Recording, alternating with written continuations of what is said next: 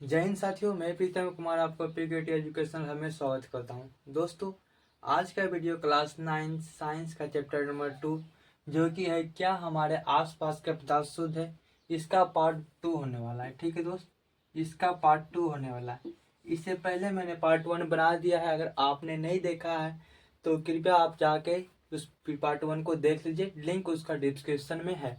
दोस्तों, कल के लेक्चर में मैंने आपको कवर किया था मिश्रण क्या होता है, जिसमें मैंने आपको बताया था कि दो या दो से अधिक तत्व या यौगिक को जब किसी अनुपात में मिला देते हैं तो जो पदार्थ बनता है उसको हम लोग मिश्रण कहते हैं। फिर बताए थे मिश्रण के प्रकार। मिश्रण के प्रकार में क्या बताए थे? मिश्रण दो प्रकार का होता है, एक समांगी मिश्रण, दूसरा विषमांगी मिश्रण। समांगी मिश्रण मैंने आपको बताया था कि जो पूरा घुल जाए, जो विलयन में पूरा घुल जाए उसको समांगी मिश्रण कहते हैं।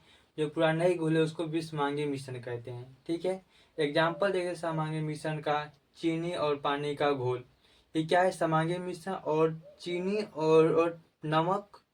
ठीक है दोस्त, और पानी और रेत क्या होता है? ये विषमांगी मिश्रण का एग्जाम्पल है। ठीक है, फिर बताते हैं विलयन क्या होता है। विलयन बताए थे दो या दो से अधिक पदार्थ अवयव को समांगी मिश्रण को विलयन कहते हैं। विलयन क्या बताए थे? विलयन दो प्रकार का होता है। कौन कौन होता है? एक विलायक। विलायक क्या होता है? विलयन में जिसकी मात्रा अधिक होता है उसको क्या कहते हैं? विलायक कहते हैं। और जिसकी मात्रा कम हो उसको विलय कहते हैं। जैसे एग्जाम्पल में चीनी पानी के घोल में, पानी क्या है? विलायक है। चीनी क्या है? हम लोग का चीनी क्या है? वो विलय है। ठीक है, तो आज के लेक्चर में वहां से आगे की कंटिन्यू करेंगे। तो आज का टॉपिक क्या होने वाला है हम लोग का? संतृप्त विलयन क्या होता है, असंतृप्त विलयन क्या होता है, विलयन की सांद्रता क्या होता है, और विलयन की सांद्रता कैसे निकालते हैं। ये सब टॉपिक आज की कला लेक्चर में होने वाला है। ठीक है, तो जानते हैं विलयन संतृप्त विलयन क्या होता है। देखो, दिए गए निश्चित ताप पर जो ताप दिया जाता है, यदि विलयन में विलेय पदार्थ नहीं घुलता है, ठीक है, तो उसे हम संतृप्त विलयन कहते हैं। मतलब क्या होता है? जो ताप देते हैं, यदि विलयन में विलेय पदार्थ जो मतलब सबसे कम मात्रा में होता है वो नहीं घुलता है, ठीक है, तो उसको क्या कहते हैं? उसको हम लोग संतृप्त विलयन कहते हैं। ठीक है, और इस ताप पर मतलब इस ताप पर संतृप्त विलयन, ठीक है, इस ताप पर संतृप्त विलयन में विलेय पदार्थ की मात्रा, तो विलेय पदार्थ की जितना क्वांटिटी में रहता है उसकी मात्रा क्या कहलाता है? उस मात्रा उसकी घुलनशीलता कहलाती है। ठीक है, संतृप्त विलयन में क्या बताया आपको कि विलेय की पदार्थ जो होता है वो नहीं घुलता है।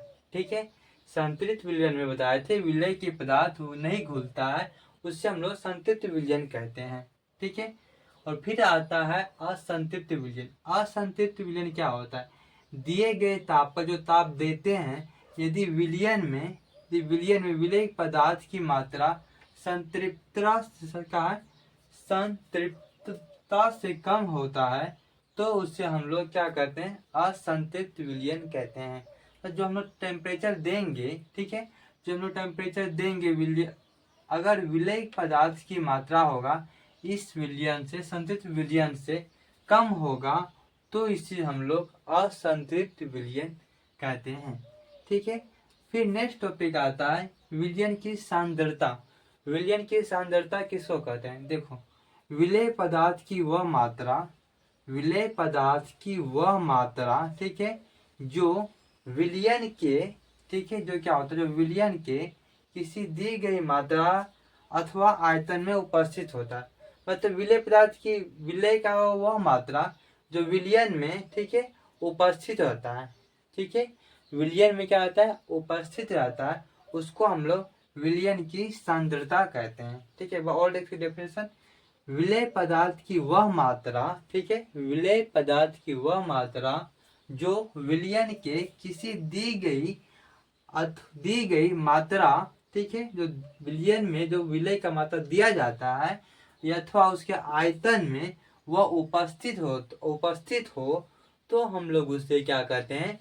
विलयन की सांद्रता कहते हैं। ठीक है, विलयन की सांद्रता हम लोग आता है पॉइंट आता है विलयन की सांद्रता कैसे निकालेंगे।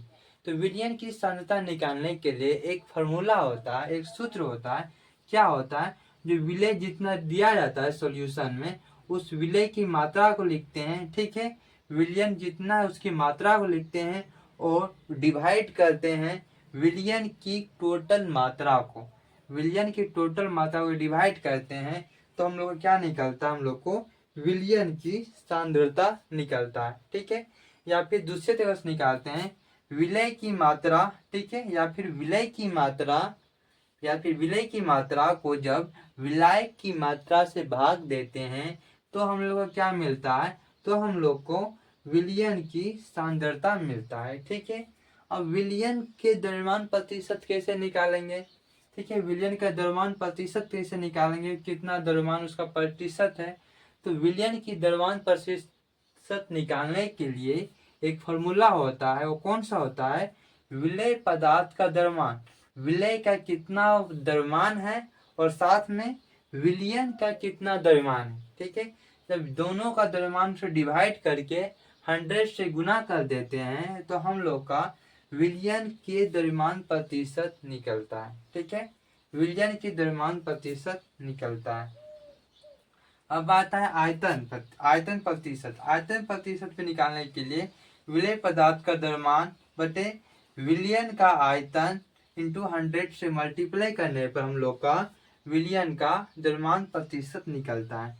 तो हमने क्या सीखा? हमने सीखा कि संतृप्त विलयन क्या होता है? दिए गए निश्चित ताप पर यदि विलयन में विलय पदार्थ नहीं घुलता है, नहीं घुलने क्या हो तो विलय पदार्थ अधिक होगा। ठीक है, विलय पदार्थ अधिक होगा जो नहीं घुलता है उसको हम लोग संतृप्त विलयन कहते हैं। ठीक है, नेक्स्ट आता है और एक पॉइंट याद रखिएगा, जो ताप देते हैं उस संतृप्त विलयन में विलय पदार्थ की मात्रा उसकी घुलनशीलता कहलाती है। ठीक है, अब आता है असंतृप्त विलयन। असंतृप्त विलयन क्या होता है? दिए गए ताप पर यदि विलयन में विलायक पदार्थ की मात्रा संतृप्त विलयन से कम हो तो इसे हम लोग असंतृप्त विलयन कहते हैं। ठीक है, अब आता है विलयन की सांद्रता। क्या होता है? विलय पदार्थ की वह मात्रा जो विलयन के किसी दी गई मात्रा अथवा आयतन में उपस्थित हो, विलयन की सांद्रता कहलाता है। इसको कैसे निकालेंगे? विलय की मात्रा बटे विलयन की मात्रा करेंगे तो विलयन की सांद्रता निकलेगा और विलय की मात्रा अथवा विलायक की मात्रा को हम लोग डिवाइड करने पर विलयन की सांद्रता निकालते हैं। ठीक है, अब द्रव्यमान प्रतिशत कैसे निकालेंगे? विलय पदार्थ की मात्रा बटे विलयन की मात्रा के 200 से करेंगे तो द्रव्यमान प्रतिशत निकलेगा और आयतन प्रतिशत निकालने के लिए विलय पदार्थ की मात्रा बटे विलयन का आयतन 200 करेंगे तो हम लोग का आयतन प्रतिशत निकलेगा। दोस्तों, पार्ट 2 यहीं तक रहता है। पार्ट 2 में हमने सीखा कि संतृप्त विलयन क्या होता है, असंतृप्त विलयन क्या होता है, विलयन की सांद्रता क्या होता है। अब इसके नेक्स्ट टॉपिक मिस आगे की ओर कंटिन्यू करेंगे। आप स्क्रीनशॉट ले लीजिए।